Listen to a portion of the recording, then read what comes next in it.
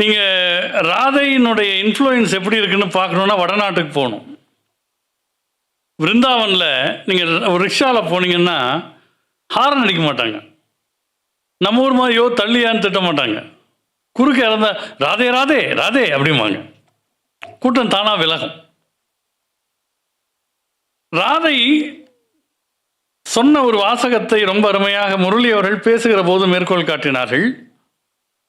எல்லோரும் எங்கே கண்ணன் என்று தேடுகிற போது ராதை சொன்னாலாம், நான் அவனுள் வாழ்கிறேன், அவன் என்னுள் வாழ்கிறான். அவன் என்னுள் வாழ்கிறான்னு சொல்வது எல்லாரும் சொல்லிடலாம்.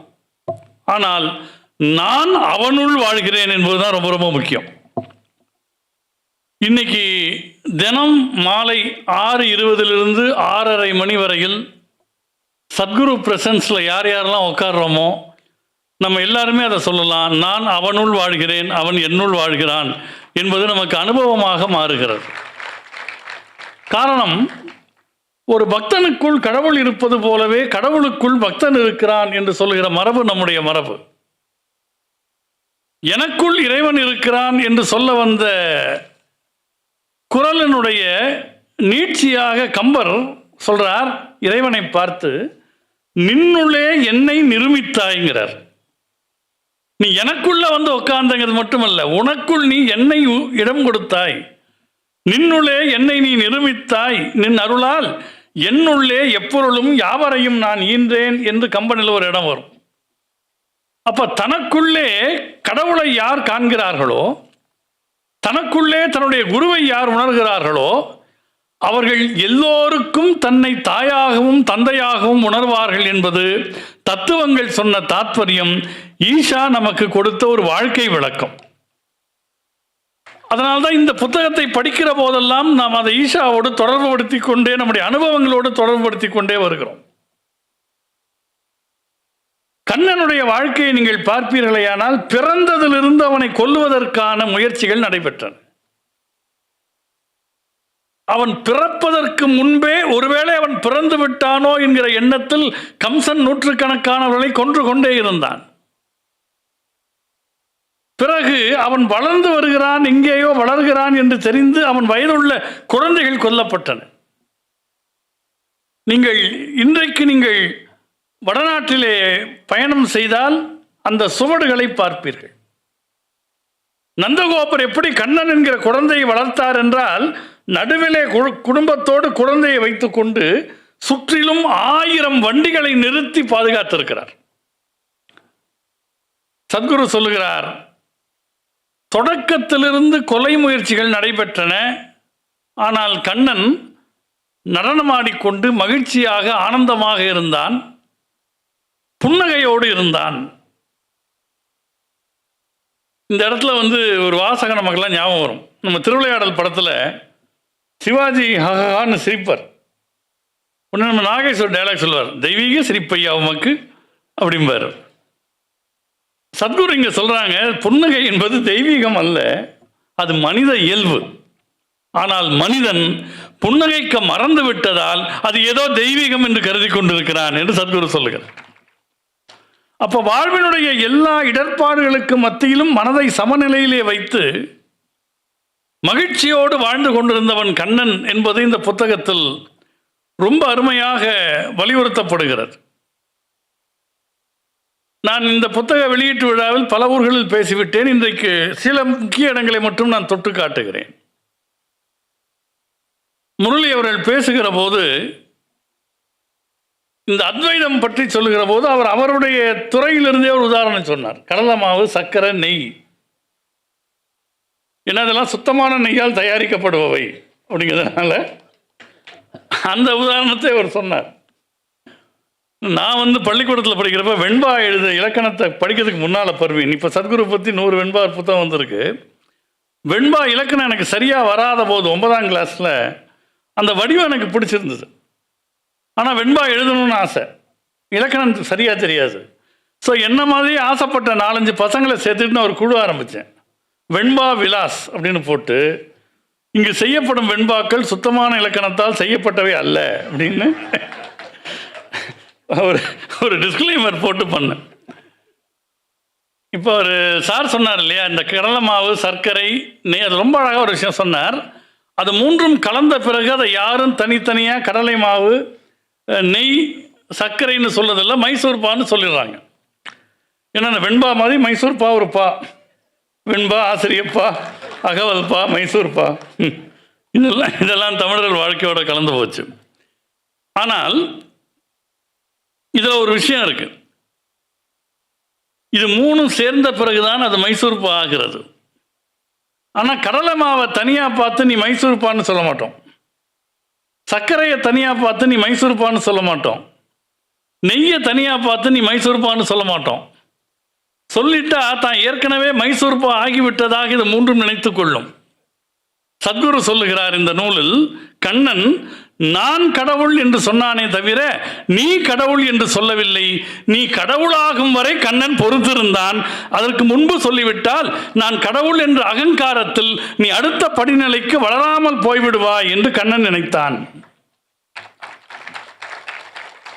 எனவே நான் கடவுள் என்று சொன்னான், நான் கடவுளுடைய அவதாரம் என்று சொன்ன, உனக்குள்ள கடவுட்தன்மை இருக்கிறது. ஆனால் அது வெளிப்படும் முன்பாக அதை சொல்லிவிட்டால் தான் ஏற்கனவே அதை அடைந்து விட்டதாக, எப்படி தான் ஏற்கனவே மைசூர்பா ஆகிவிட்டதாக கடலை மாவு, சர்க்கரை, நெய் கருதிவிடுமோ அதுபோல் மனிதன் தனக்குள் இருக்கிற தெய்வீகம் வெளிப்படும் முன்னே அடைந்து விட்டதான அகங்காரத்தை வளர்க்கக்கூடாது என்று நினைத்த உண்மையான ஆச்சாரியன் கண்ணன் என்பதை சத்குரு இந்த நூலிலே ரொம்ப அழகாக பதிவு செய்கிறார். அதே மாதிரி இது ஒரு வாசகம் வருகிறது. இறை உணர்வு மிகுதியாக கைவரப்பெற்றவர்கள், அவர்களுக்கு ஒரு விருப்பம் வரும் என்றால் அந்த விருப்பம் இறைவனுடைய சங்கல்பமாக மாறும் என்று சொல்லுகிறார். இதற்கு ஒரு உதாரணம் சொல்லுகிறார். சின்ன வயதில் கண்ணனுக்கு 7 வயது, ராதைக்கு 12 வயது. இருவரும் சந்திக்கிறார்கள். ஒரு வண்டியிலே பயணம் போகிறார்கள். பர்சானா என்கிற கிராமத்திலே, மலை கிராமம், நான் அங்கே போயிருக்கிறேன், அதுதான் ராதை பிறந்த ஊர். அங்கே ராதை போக வேண்டும், கண்ணன் கோகுலத்துக்கு போக வேண்டும். கண்ணன் அந்த இடத்திலே, பிரிவுகிற இடத்திலே ராதையிடம் சொல்லுகிறான், நான் விருந்தாவனத்தில் வந்து உன்னை பார்க்கிறேன் என்று சொல்லிவிட்டு போகிறான். இவன் சின்ன பிள்ளை, பெற்றோர் பராமரிப்பில் அவன் கோகுலத்தில் வளர்கிறான். ராதை பர்சானாவில் இருக்கிறார்.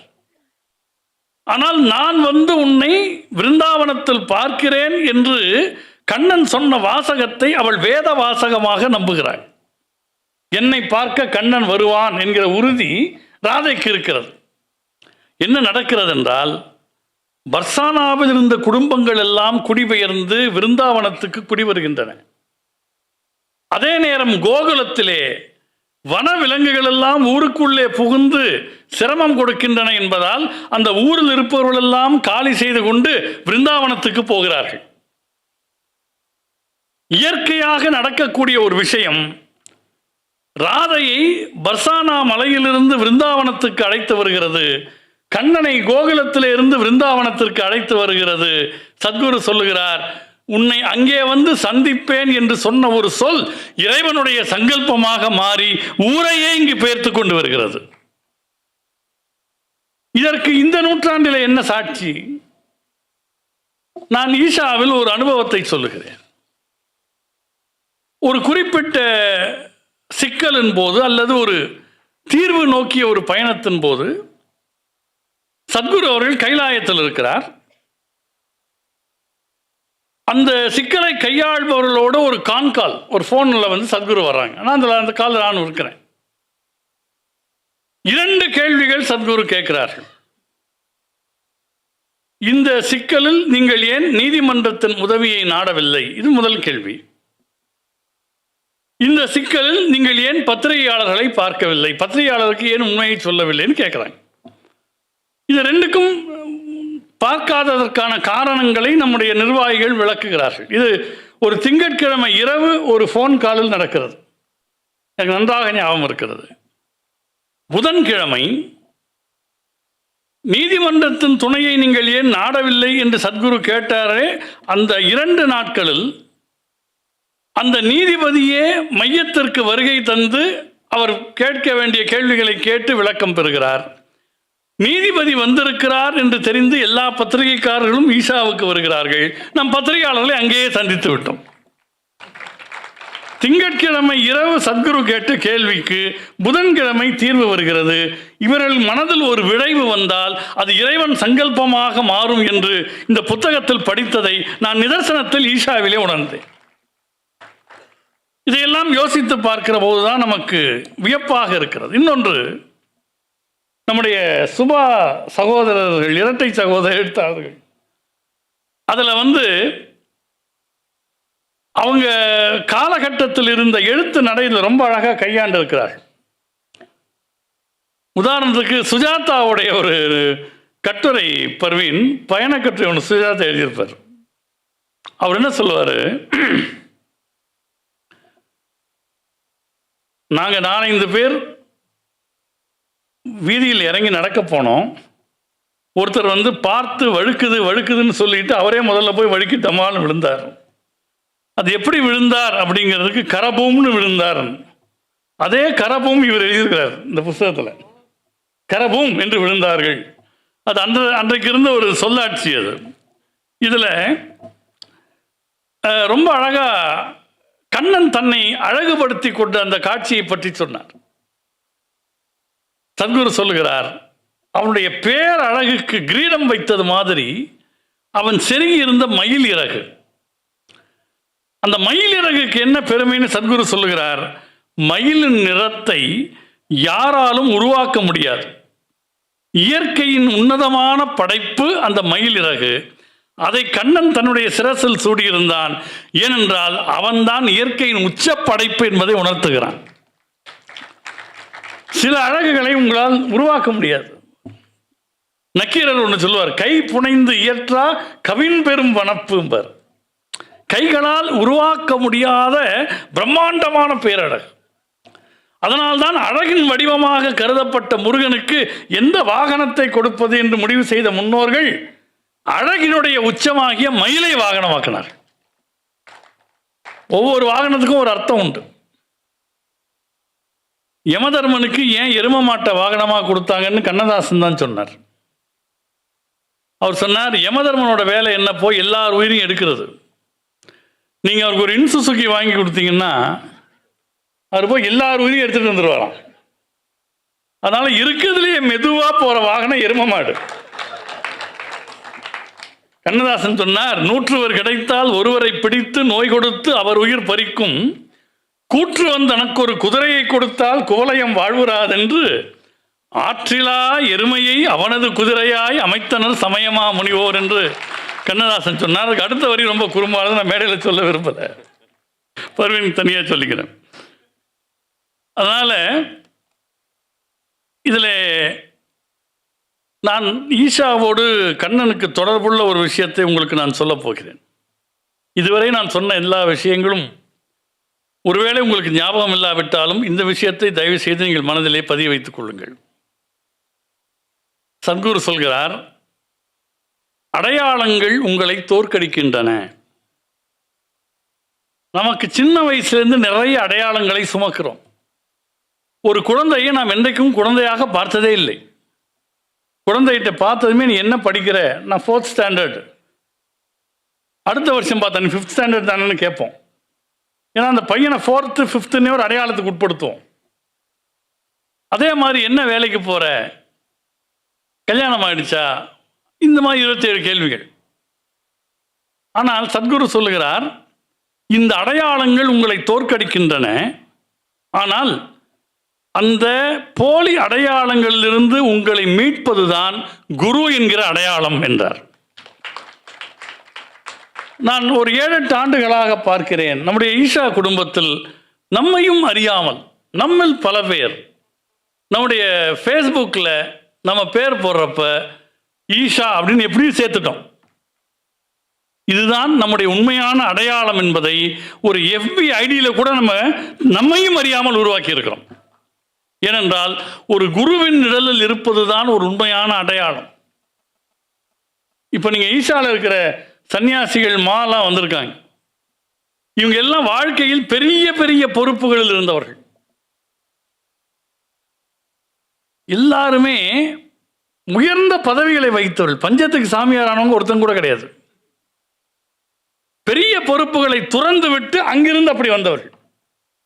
ஆனால் அந்த அடையாளங்களை விட்டு இப்போ இங்கே சாமி கிட்டலாம் போய் உங்கள் பூர்வாசிரம பேர் என்னன்னு கேட்டால் கூட சொல்ல மாட்டாங்க. அது எதுக்குன்னா அதான் சத்குரு வேறு பேர் வச்சுட்டாங்கல்ல. அந்த அடையாளத்தை கூட துறந்ததால் தான் ஒவ்வொருவரும் ஆன்மீகத்திலே நிமிர்ந்து நிற்க முடிகிறது. அந்த குரு என்கிற அடையாளம் எவ்வளவு முக்கியம் என்பதை சத்குரு அவர்கள் இந்த நூலிலே ரொம்ப அருமையாக சொல்லுகிறார். இன்னும் ஒரு 2 செய்திகளை சொல்லி நான் நிறைவு செய்கிறேன். அதில் அர்ஜுனனை பற்றி சொன்னார். அர்ஜுனனுக்கு முதலில் கண்ணனை ஒரு தோழனாகத்தான் தெரியும், அத்தை மகனா தெரியும், தோழனா தெரியும். அவன் கடவுள்னா அவனுக்கு தெரியாது. நான் உனக்கு சொல்வதற்கு முன்பு சூரியனுக்கு சொன்னேன், சூரியன் விஸ்வாவுக்கு சொன்னான்னு கண்ணன் கீதையில் சொல்றப்போ இவன் அர்ஜுனன் குறுக்கு கேள்வி கேட்கிறான், நீ என் கூட தானே இருக்க, நீ எப்படி சூரியனுக்கு சொல்லியிருப்பேன்னு. அப்ப விஸ்வரூபத்தை பார்ப்பதற்குரிய யோகியதையை கொடுத்து விஸ்வரூப தரிசனத்தை காட்டிய பிறகுதான் நீ கடவுள்னு அவன் புரிஞ்சுக்கிட்டான். எனக்கு தோழனாகவும் தாயாகவும் குருவாகவும் இருந்து என்னை காப்பாற்ற கடவுது. அதனால்தான் பாரதி கண்ணன் பாட்டை தோழன்கிற மனநிலையில் ஆரம்பிப்பான். கண்ணன் என் தோழன் என்று தொடங்குவான். பகைவர்கள் வருகிற போது கூட அலட்டிக்கொள்ளாமல் இருந்தது கண்ணனுடைய இயல்பு. முரளி சார் பேச ரொம்ப அழகா சொன்னார். நீங்கள் நம்ம புஸ்தகத்திலிருந்து மேற்கோள் காட்டுறதா முரளி சாட்டன் மேற்கோள் காட்டுறதான்னு தெரியாத அளவுக்கு அவர் பேசியிருக்கிறார்.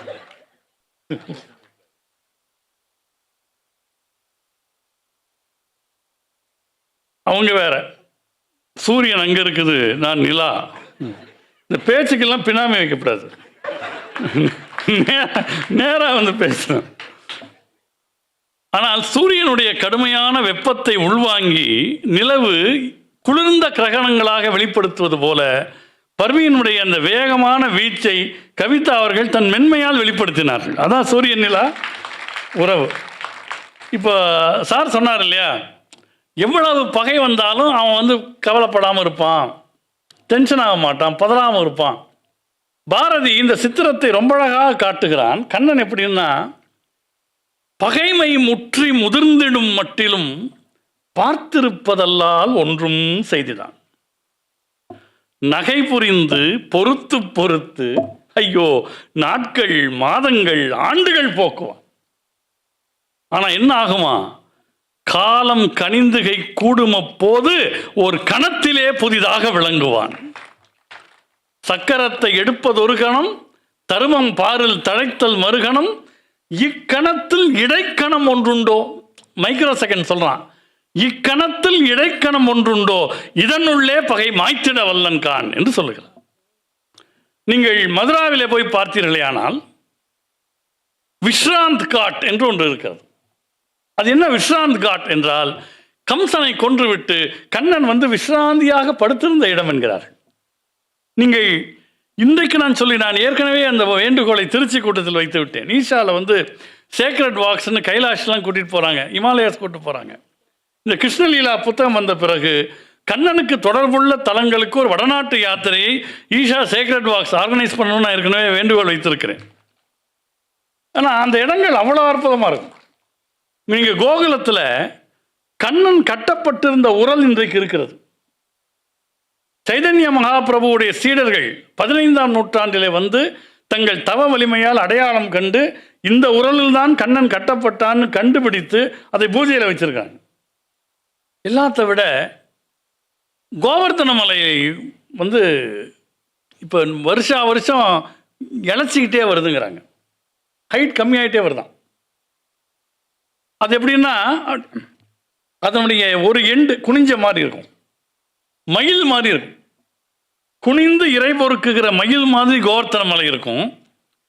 மயிலினுடைய 2 கண்கள் மாதிரி அங்கே 2 குளங்கள், ஒன்று ராதா குண்ட், இன்னொன்று ஷாமா குண்ட். கண்ணன் குளம் ஒன்று, ராதை குளம் ஒன்று. இந்த வரலாறுலாம் அங்கே விரிவாக பேசப்படுகிறது.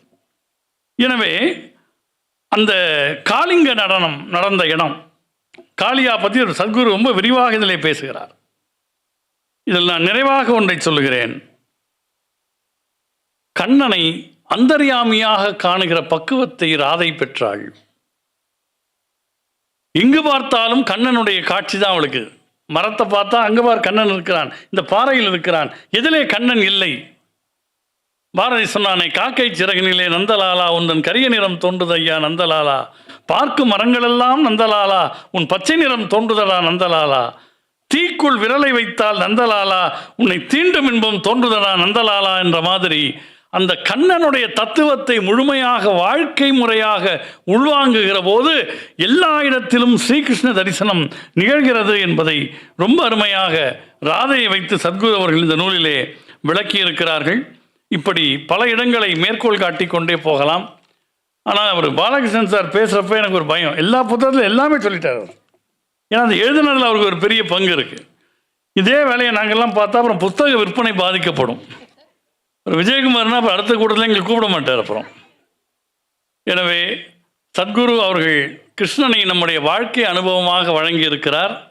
இது முதல் பாகம் மட்டும்தான். இதற்கு இன்னொரு பாகம் வர இருக்கிறது.